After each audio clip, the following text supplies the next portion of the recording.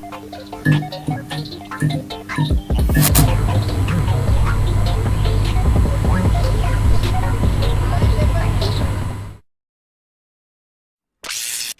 fully charged. Launch ready for AEW Spark in 3, 2, 1. All Elite Wrestling discussion is live. Cue host Owen Finch. Hey, what's up everybody? Welcome to AEW Spark Week 40. And the reason I'm doing the show solo this week is because Zio and I never really had a chance to get together and record Spark because I wasn't able to watch Rampage or Collision from last week because Rampage I was too tired for, and then I had people over for Fastlane, so I had to get the house cleaned up and stuff ready for that. And then I watched Fastlane, so I didn't watch Collision. I went to bed pretty much right after the press conference for Fastlane, and then we did the rundown the next day, so I had to get everything ready for that, and then I worked Monday, and I wasn't able to watch Rampage or Collision until today, or, well, Tuesday, you know, the day it's recorded this, so it'd be last night. And then, yeah, this is actually take 2 of doing this, hopefully, because I recorded this like 2 hours before NXT / Title Tuesday, and then I, got it done right before Wheel of Fortune came on, and then during the commercial breaks of Wheel of Fortune, I was going to just email the audio part of it to James. You guys obviously have seen on episodes of Spark before, I'll check my audio on Audacity to make sure it's working, and then I see 17 minutes into the video, my audio's just gone. Pretty much right when I get to the Rampage review, there's just no audio. Which has never happened before. It seems like I only have these technical issues when I'm like struggling to have to get the video out. This happened for Payback also. And this has never happened before, so I don't get why it happened this time. So hopefully it doesn't happen again. So that's why I did say hopefully it's take 2. Like, I'm hoping it doesn't happen. I just finished NXT, so I figured I would try to get this recorded before Title Tuesday, at least before I watch it, so that way you'll get kind of somewhat of a review, non-spoiler from Title Tuesday and all that type of stuff. So I'm just going to get right into it. I'm going to try to do this, I'm going to try to do this as quick as I possibly can so I can watch Title Tuesday and have that done at a reasonable time. So let me get my notes for Dynamite. This was the 4-year anniversary of Dynamite. It's still crazy to think that Dynamite's been, and just AEW in general, has been going on for 4 years. I still remember like it was yesterday, sitting down and watching the first ever AEW pay-per-view.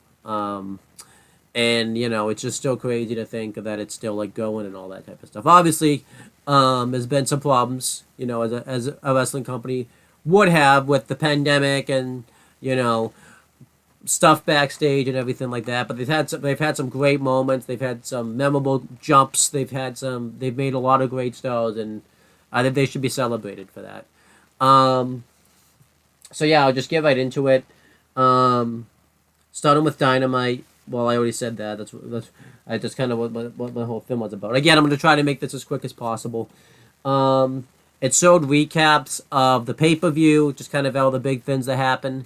And the show kicked off. Renee Paquette interviewed Chris Jericho and Kenny Omega. They talked about, their recent setback, losing to the Don Callis family, and they say they're going to beat them up tonight.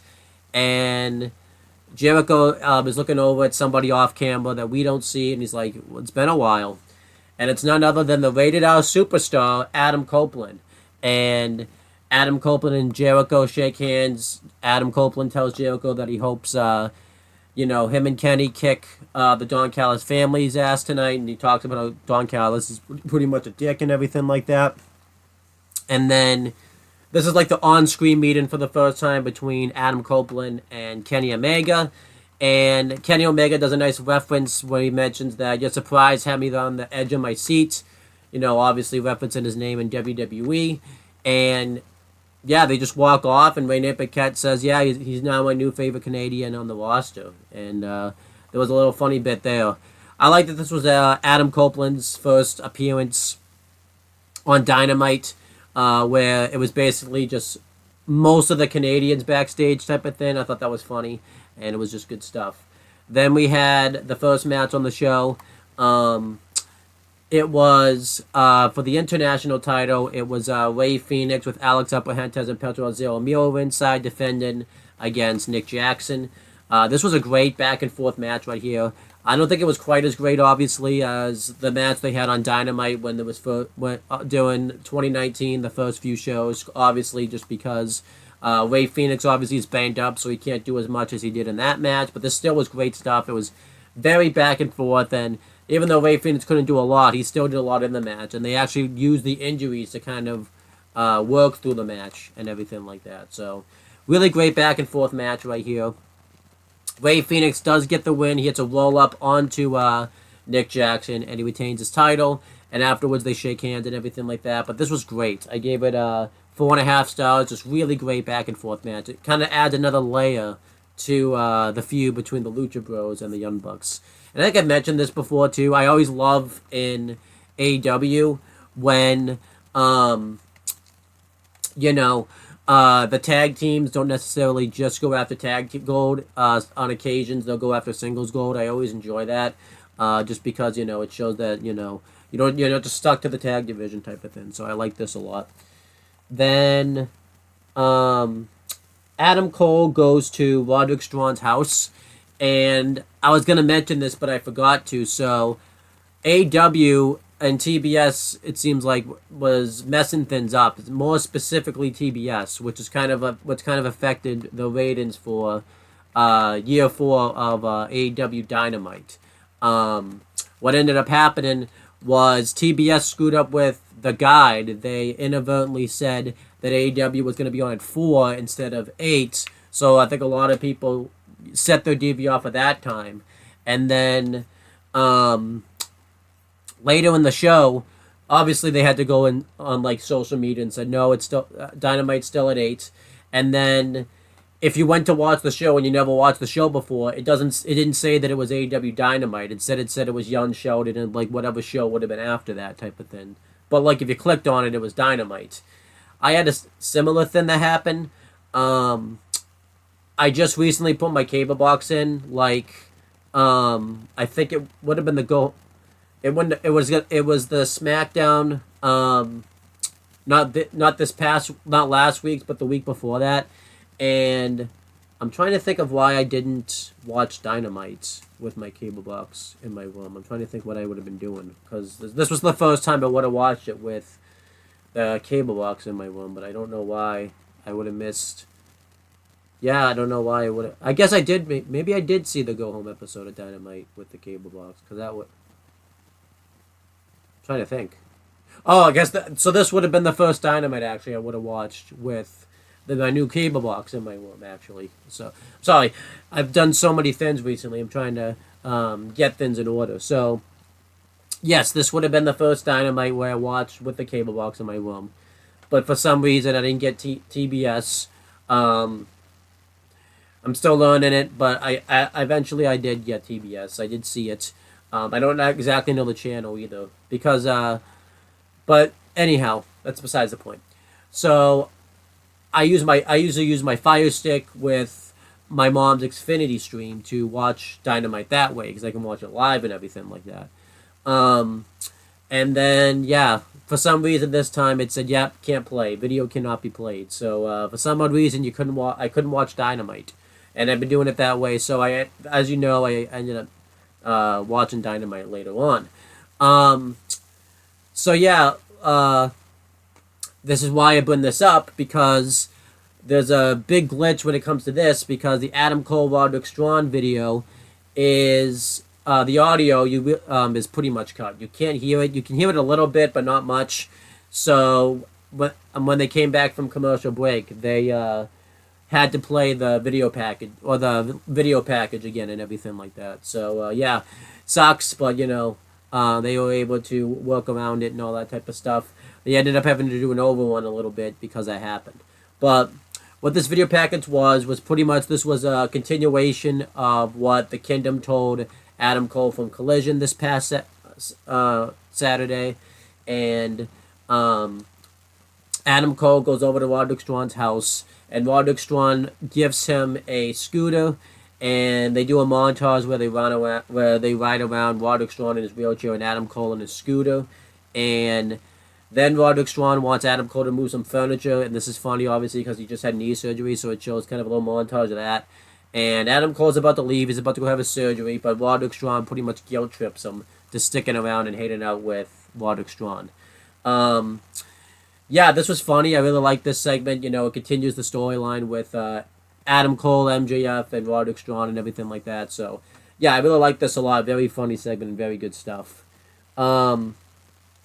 Then we had Griff Garrison versus a returning Wardlow. This was Wardlow's first appearance since he lost the TNT title. This was a squash. He just beats him up. He hits a ton of power bombs onto him, and then he covers him, and then he just leaves to the crowd. I like this.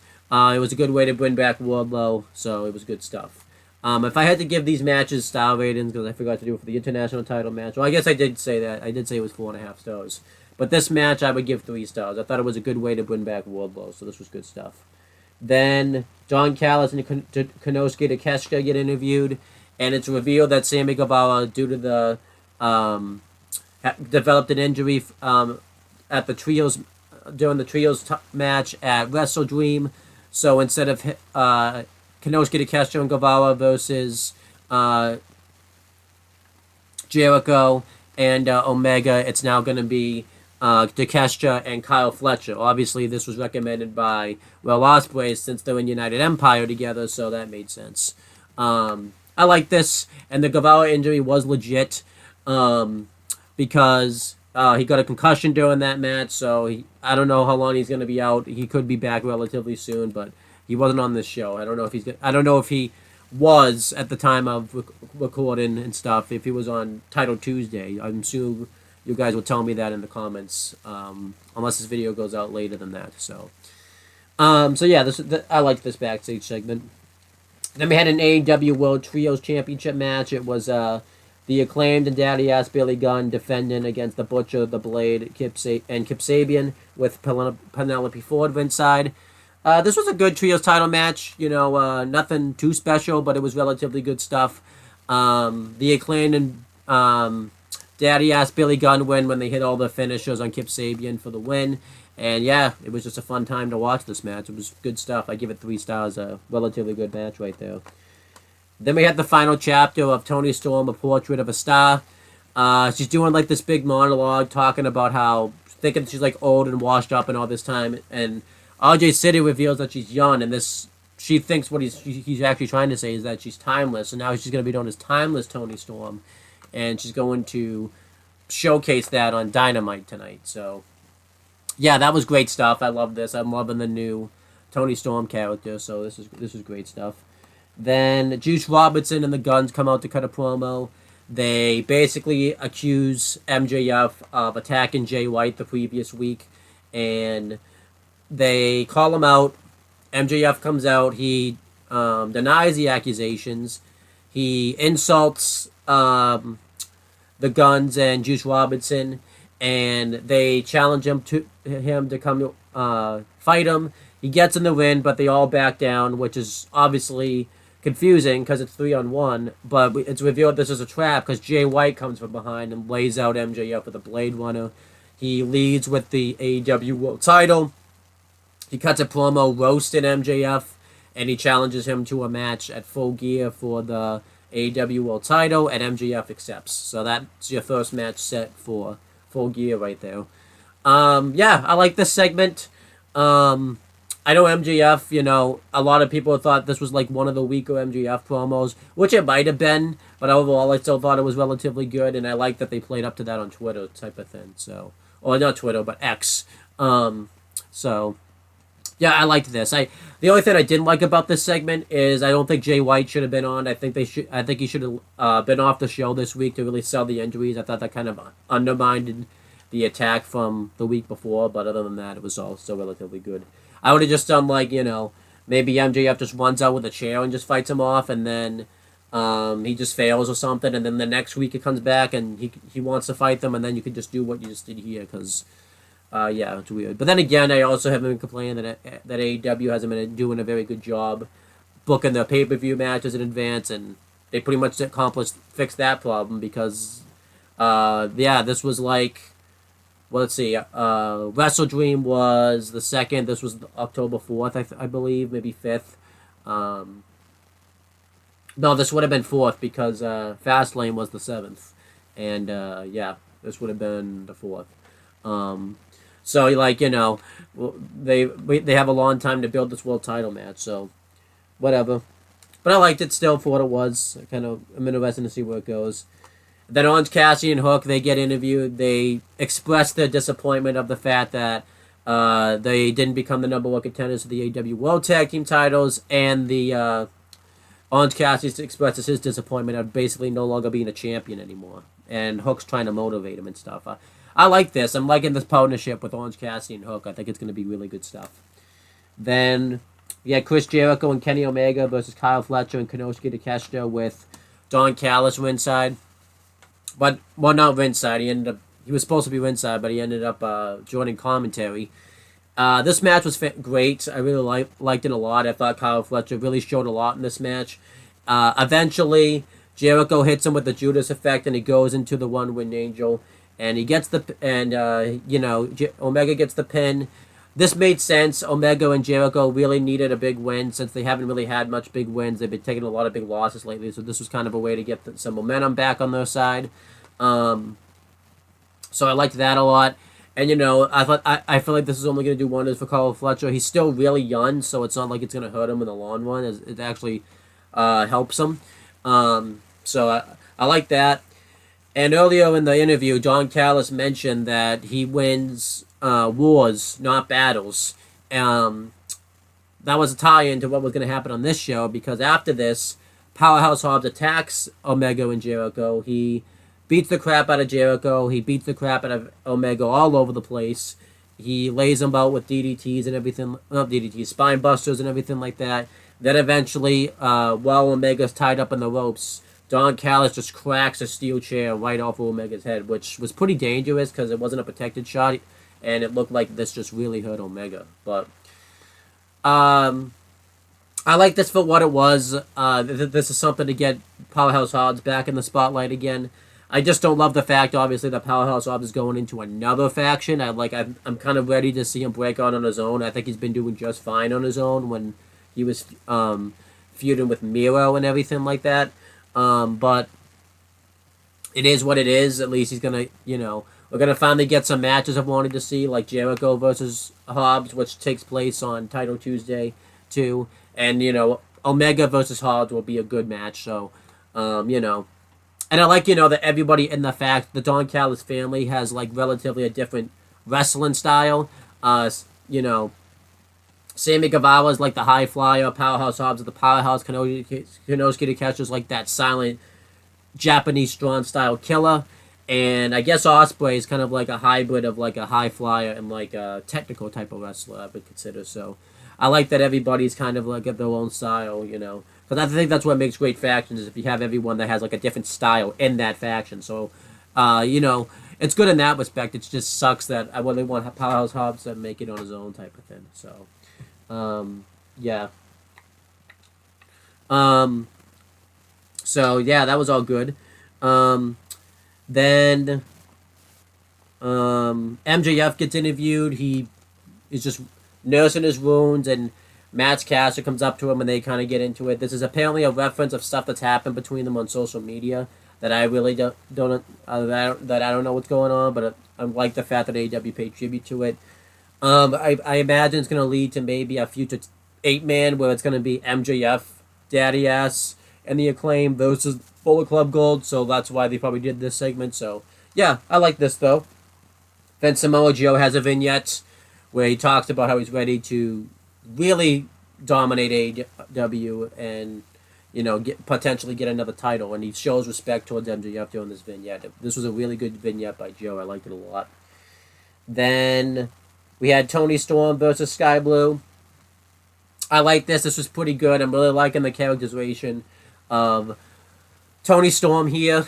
It's really good stuff. Before it goes to commercial break, she actually cues to the commercial break, and this is going to be a thing I think that's going to happen a lot during her matches, which I think is great. And eventually she does win with Storm Zero, and that was basically it. Taz really didn't know what to make of this, because the commentary team was Taz, Excalibur, and Tony Schiavone, and he really didn't know what to make of this ringside, so I really like this a lot. I give the match like 3.25 stars, but I really liked, you know, the Tony Storm characterization here. I thought that was great stuff. Then Stokely Hathaway gets interviewed. He announces a Fatal 4-Way match where the winner is going to become the number 1 contender to Eddie Kingston's ROH World title. That match is going to take place on Rampage. It's going to be Commander, Lindsay Dorado, Johnny TV, and Penta El Zero Miro. I like this for what it was. It was really weird because they had just announced the match on commentary, so this was kind of them just repeating stuff we already knew, but whatever. Then we had the last segment, the reason, everybody wanted to watch this show, which was Adam Copeland's first promo on Dynamite. This was going to be the first time we would hear from him on Dynamite type of thing that wasn't like a media scrum or anything like that. And he comes out. He gets a huge pop. Everybody chants his name, which took him back by surprise because obviously he's never had his name chanted because he's been other names for his whole career. He talks about that, he talks about how cool it is that he's in the ring with Schiavone because obviously he watched Schiavone growing up. He says that he's here at AEW for 3 reasons. First, to be the AEW World Champion, which I think, that's going to be in the cards in the future. Second is to face all these talent that he's never faced before. And he said the third reason is he wants to team up with Christian Cage again. So he brings out Christian Cage. He's trying to convince him pretty much, saying that they can wrestle all the new tag teams that they've never wrestled before. He says that, wrestling's what brought them connected and everything like that. And he tells Christian Cage that the reason that he didn't take out, Stim with the steel chair is because he's trying to come back from that. He doesn't want to do what, he did way back in the day. And he sees that Christian Cage is just becoming cold and he hasn't been answering his calls or anything like that. So he tries to convince him. I really liked how he used what he's been going through in the second one in WWE, basically mentioning that once Luchasaurus and Nick Wayne get all the knowledge from Christian Cage, they're just going to turn on him because the same thing happened to him. And I liked that a lot. So it's Christian Cage's turn to talk, and he basically just he gives Edge a hug. He gives Adam Copeland a hug, and he tells him to go fuck himself. Obviously, it was bleeped out, and he walks up the ramp. And he brings out Luchasaurus because that's going to be Adam Copeland's first opponent on Title Tuesday, too. And that's how kind of the show goes off the air. There was an exclusive afterwards where they tried to attack Adam Copeland. And he was able to fight them off. He laid them both out with spears, and then that was the end of the show. So, yeah, I liked this a lot. I really liked, what they did with Adam Copeland on this show. That was a great way to debut him and everything like that, and I just really liked it.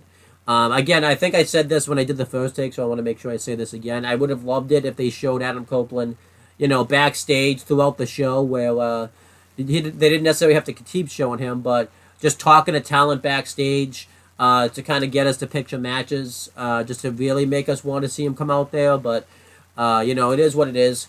But yeah, this was a great episode of, year 4 of Dynamite. I liked pretty much everything on this show. Really not a problem with it. I think I originally gave it a B+ when I did it, but I'm gonna bump it up to an A-. It's not quite an A or an A+ show. I think I've seen better Dynamites than that, but this was still fantastic. Great matches, and the closing segment really was great stuff. So I liked that. Before I cover Rampage, I don't typically do this, but I'm gonna make sure that my audio's still going, so that way okay, so it's still going because last time I did this it was about this time last time when I got to like the Rampage review where you know, where it cut out. So I'm probably gonna do this not every time now, but since it's happened this time, like a bit ago, I'll probably do this a few times. I'll probably do this after I cover Rampage, so that way I'm not wasting my time. But let's get into Rampage. Rampage took place on October. Okay, no, that's Collision. Okay. Rampage took place on October 6, 2023. It kicked off with the Hardys and Best Friends versus Magic, Matt Menard, Cool Hand Edge, and Jake Hager and Daniel Garcia with Anna Jay ringside, and Brother Zay was in the Hardys and Best Friends corner. This was a really good 8-man tag. Just everybody got to get their shine and everybody got to do stuff.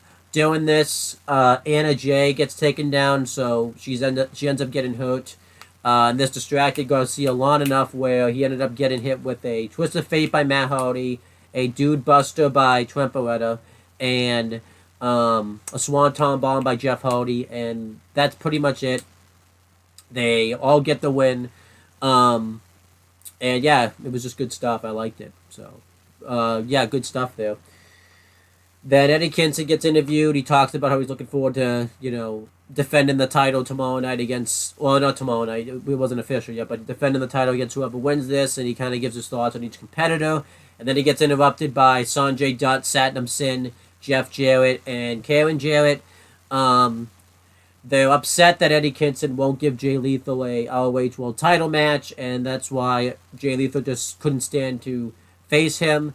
And Eddie Kingston pretty much says that he's not going to give him a shot unless he sees the Jay Lethal that was like a ROH Grand Slam champion. So, he leaves. Sanjay Dutt and everybody are upset about this, and then Stokely Hathaway comes up and pretty much whispers something in Sanjay Dutt's ear and agrees to kind of work something out between them. So, be interesting to see what happens there. I'm kind of curious.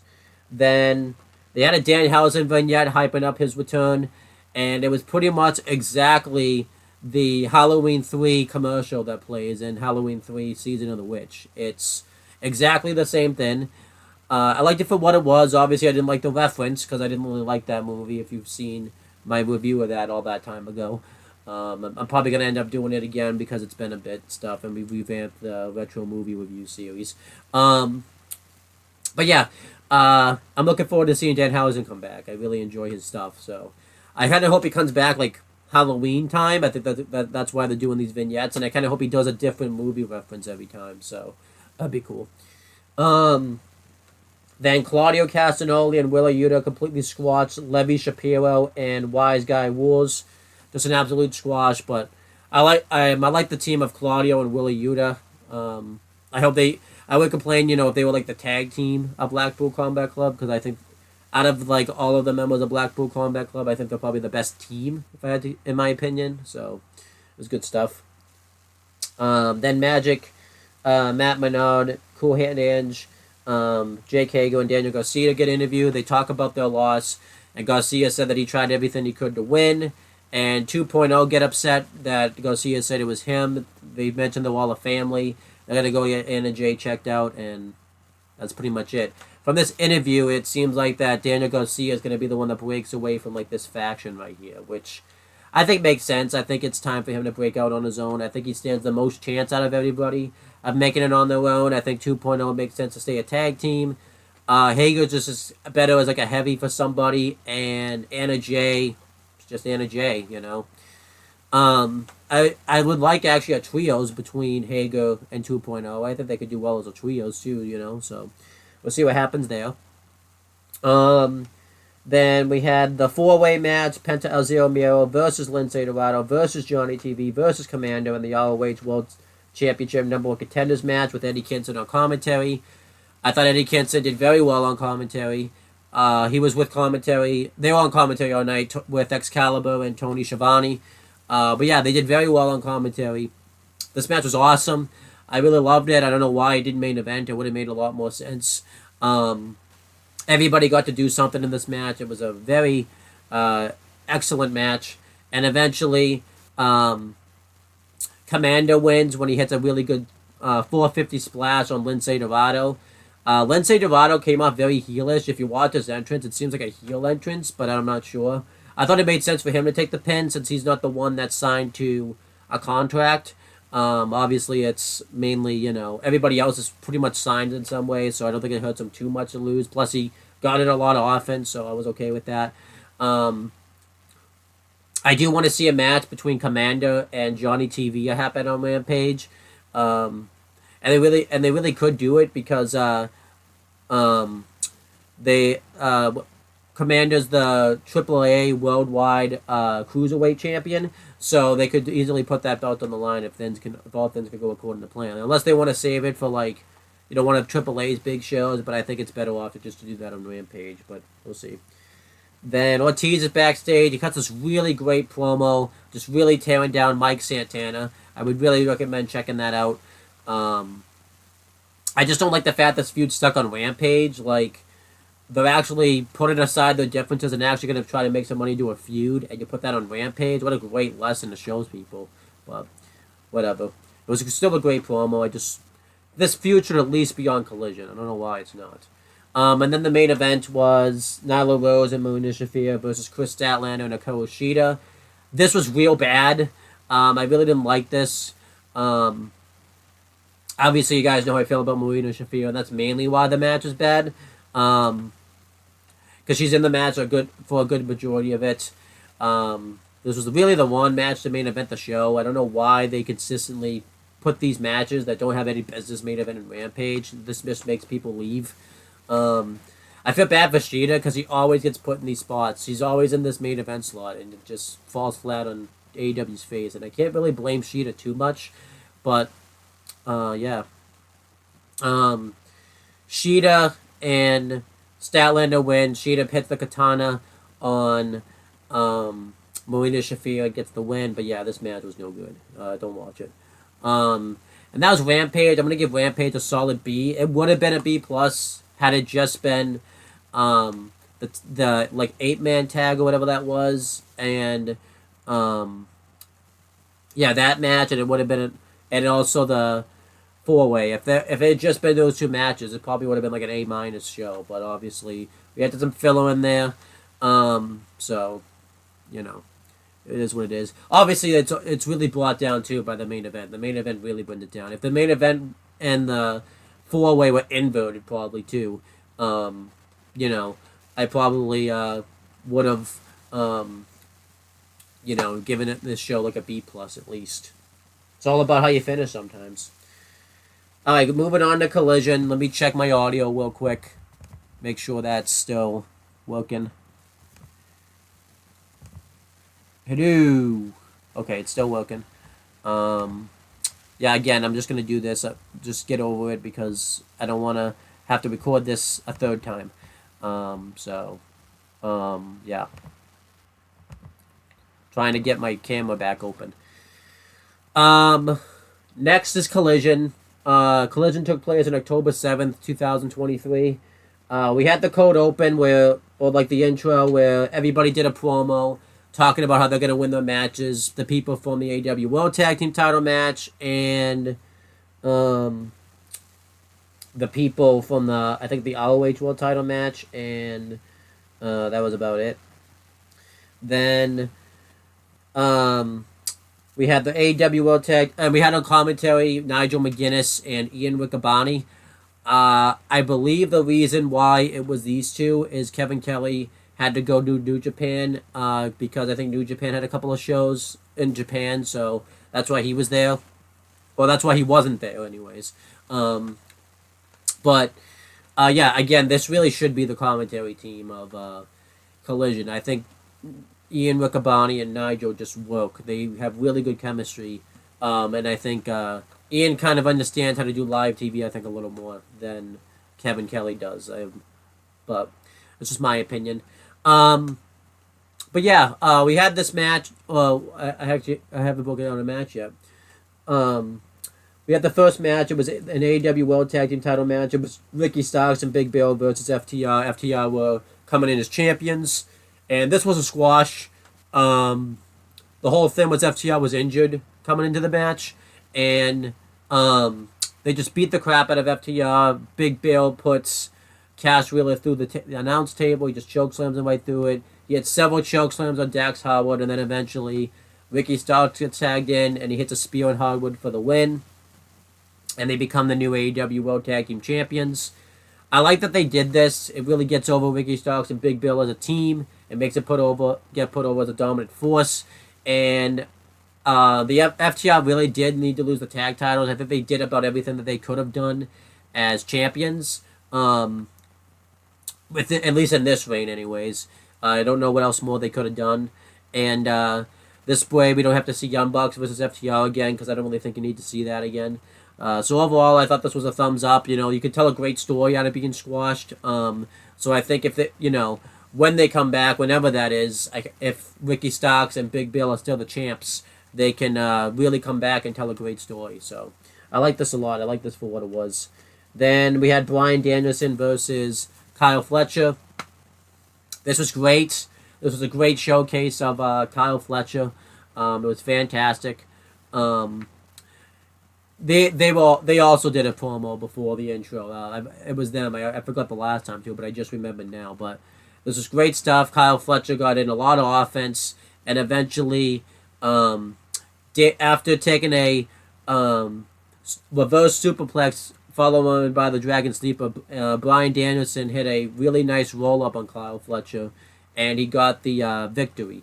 And afterwards, the Gates of Agony attacked Bryan Danielson. And eventually, Claudio Castagnoli and Willie Yuta made the save and sent them packing. The reason this happened is because Swerve Strickland and Bryan Danielson are gonna face off at Title Tuesday 2. And obviously, Swerve Strickland wanted to weaken Bryan Danielson before that match. I liked what they did here. Good stuff. Then Ricky Starks and Big Bill do an interview pretty much gloating about how they're the AEW Tag Champions now, and they say that FTR won't get a rematch, so that was good stuff. Then we had Bullet Club Gold with Jay White versus Grand Metalik, Gravity, and Angelico with Serpentico inside. Very good match here. I really liked it a lot. Eventually, the Guns hit the Flapjack into a pay dirt onto Metalik, followed by the Rock Hard DDT by Robinson for the win, and Bullet Club Gold win, after which Jay White does a promo, pretty much roasted MJF, talking about how he really doesn't care about his title since he's not coming back for it, and he pretty much cuts this delusional promo thinking that he's the AEW World Champion, because he's going to face him and Adam Page at Title Tuesday 2. And he says that he's going to make that an eliminator match. But obviously, because he's not actually the champion, it really shouldn't be an eliminator match. But overall, I liked that for what it was. I thought it was good stuff. Then Nick Wayne does a promo. I should mention, too, by the way, Bullet Club Gold had a backstage exclusive on YouTube. That's really funny. You should check it out, where they pretty much induct the AEW World Championship into Bullet Club Gold. I thought it was great. And, I don't think Jay White's going to end up winning the title, but that title really looks good on him. If he did win it, I wouldn't complain about it. Nick Wayne does a promo, though, and he says that the reason he did what he did to Darby Allin, and it was one of those video promos, too. It wasn't like an in-ring promo. But the reason why he did what he did to Darby Allin was because Darby Allin abandoned him back in 2015 and pretty much made it on his own. He never came back, and pretty much said now he's accepted Christian Cage for the father that he's always wanted. It's a good enough reason. I just kind of think AEW overcomplicated that a little bit, because all they really had to come up with was that Darby Allin forgave AR Fox even though AR Fox and Swerve Strickland went to his gym and beat the crap out of him and stuff, and I feel like they kind of overcomplicated that. They started telling that story, but then they kind of forgot about it. Seems like AR Fox has just full on disappeared, so I don't get it. I feel like a match is coming between AR Fox and Nick Wayne. It's weird, but it's happening. But yeah, overall, the Nick Wayne promo was good. I just think AEW kind of overcomplicated the story. Then the Acclaimed and Daddy Ass Billy Gunn retained the AEW World Trios titles against the Iron Savages. I like this. It was good stuff. We need to start kind of seeing the Acclaimed and Daddy Ass get into a program for the Trios titles. I don't mind that they defend them. It just seems like the Trios titles are just kind of there. So I hope they kind of start to have more storylines and stuff for the titles and stuff. So, but overall, I like this for what it was. Maybe Billy Gunn realizes he's hating it up soon, so he's trying to get as many matches in as he can, but we'll see. Then it shows a video package between Timeless Tony Storm, where it's just kind of everything that she's kind of said going into this, and it shows like a nice little black and white version of it. And then Shane Taylor and Keith Lee have a little video package going over their history. It was good stuff, but obviously I don't really care about this feud. I think they could be doing better by Keith Lee. I kind of hope that when they have the match, Keith Lee just beats them and they move on from this. But overall, they both cut fairly good promos. Then we had Timeless Tony Storm versus Kiera Hogan. I actually think it's kind of a good thing my Thin bugged out because I forgot to cover this match last time, I think. But this was funny. Timeless Tony Storm has like scripts of what she wants to happen in the matches, so that's funny stuff. But eventually, Timeless Tony Storm wins with the Storm Zero, and that was it. I'm looking forward to seeing what they do with Timeless Tony Storm, so this is good stuff. Ruby Soho gets interviewed. We find out that she's banned from ringside from the AEW Women's World Title match at Title Tuesday 2. Okay. This was like the only thing they've done to build to that AEW Women's World Title match, really. It was this and the match on Rampage. And the match on Rampage really didn't even build it up that much, so I could have cared less about this. We didn't even see Soraya at all on Dynamite or anything. Like, at all last week, so it's just whatever. We had the ROH World Title match. It was Eddie Kingston versus Commander. This was great stuff. I really enjoyed this match. It was a really nice clash of styles. Jim Ross was on commentary for this match. Eventually, Eddie Kingston won with the Erica back fist, and afterwards they shook hands and everything like that, and it was just great stuff. Then we had the last segment of the show. Adam Copeland comes out to cut a promo to respond to what Christian Cage said to him, and he talked about how the main reason he came to AEW was to team up with Christian Cage, and he talked about, how they were, Adam Copeland and Christian Cage, were both told that they were never going to do this again, and, he feels like something got lost, and Christian Cage just became this bitter person, and he wants Christian Cage to give him answers. Christian Cage pops up on the screen and says that, he's not going to do this on Adam's time. He's going to do this on his time. And he says that he'll reveal his reasoning for it on Dynamite Title Tuesday 2.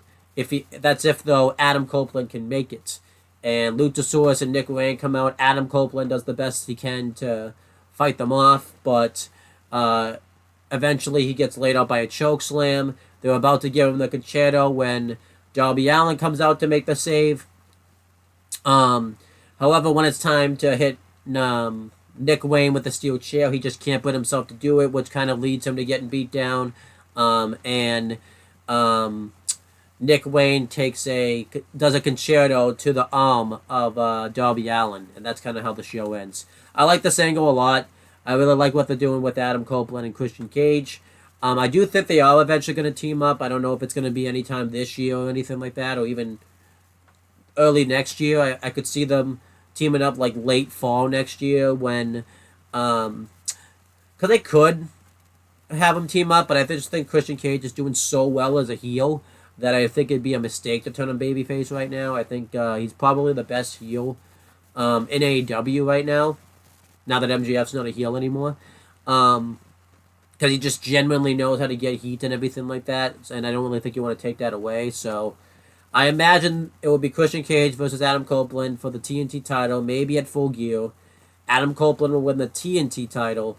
He'll go on like this resurgence of matches for the title, kind of like Cody did back in WWE. Well, back when the title was first announced, and he'll lose the title, and then doing this like Christian Cage will maybe become like a manager to Nick Wayne and Luchasaurus. Maybe they'll win the tag titles or something, and then when they lose them, they'll blame Christian Cage for it. They'll beat him down, and then Adam Copeland will make the save, type of thing.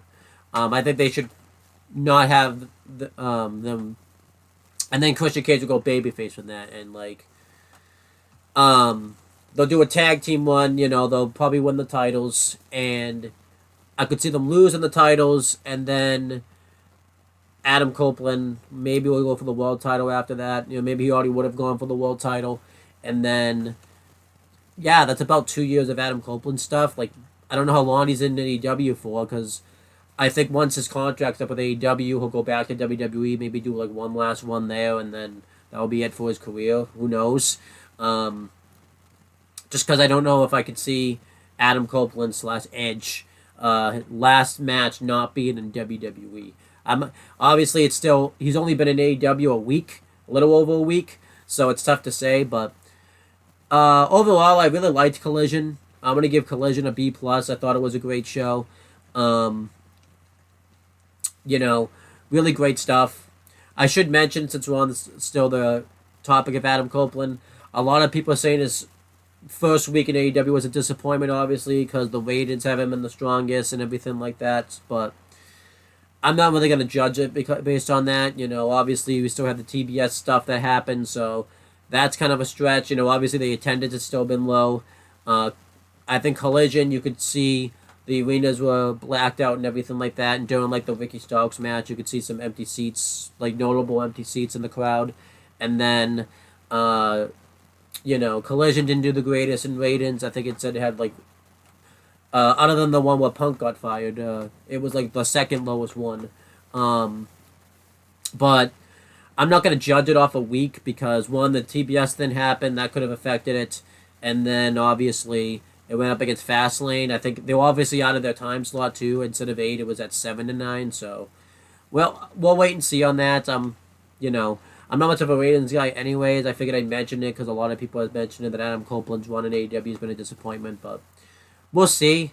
Obviously, we'll see what the ratings are like for AEW on Title Tuesday, but before I end this show off, I will go through a quick rundown of what's going to be on AEW, well, now this week, since, you know,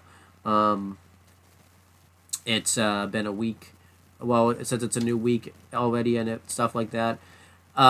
Just in case you haven't seen Title Tuesday 2, I will go through the card of that, since you're, since, you know, this is coming out Wednesday, maybe Thursday, if you watch NXT first or whatever. Looking like a really stacked card right here. NXT had their time. I've seen what they've done. I want to see what AEW came back with. So, on there's going to be a buy-in match, which doesn't happen a lot on AEW. It's going to be, you know, it aired at 7:30. It's going to be for the ROH World and NJPW Strong Openweight Championship.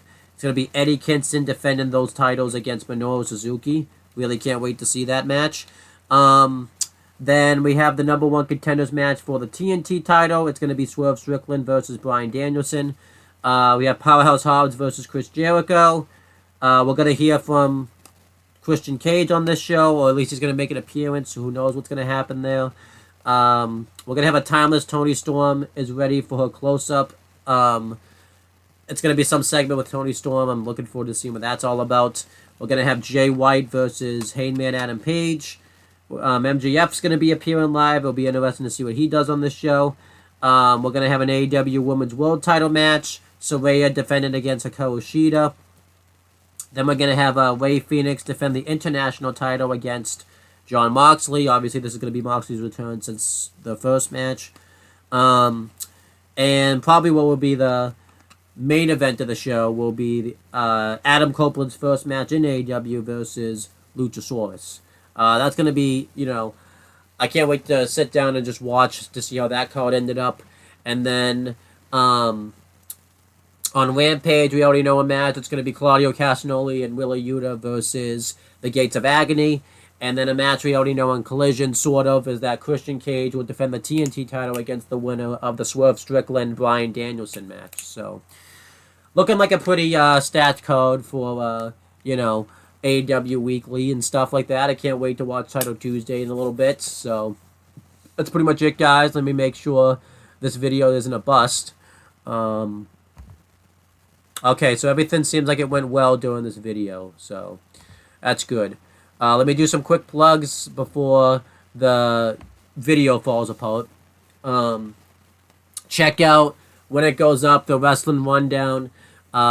It's James's last wrestling video, pretty much, covering anything modern wrestling. We covered about everything that we could. It was a wonderful time. It was Zero's first time hosting. Check out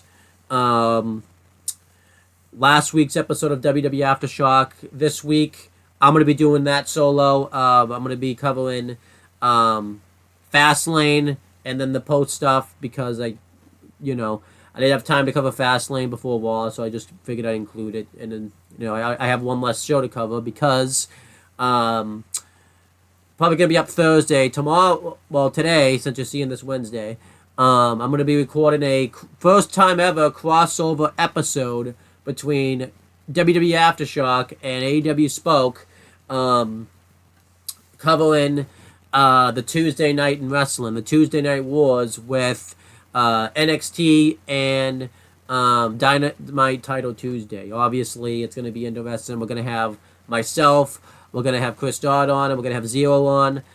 So that's going to be exciting. And then, I think... And then, obviously, the last thing is this is going to happen. WCW Bash at the Beach, that will be recorded Thursday. I'm going to try to find a time frame for that. I think it's going to be recorded at 3 o'clock, but it will be out Friday. So that's pretty much it, guys. Thank you guys for watching. And since this is being recorded in the past, I will talk to you guys in the future. Podcast has concluded. Be sure to check out more group discussion as far as AEW content is concerned, and check out more content from For the Win Productions.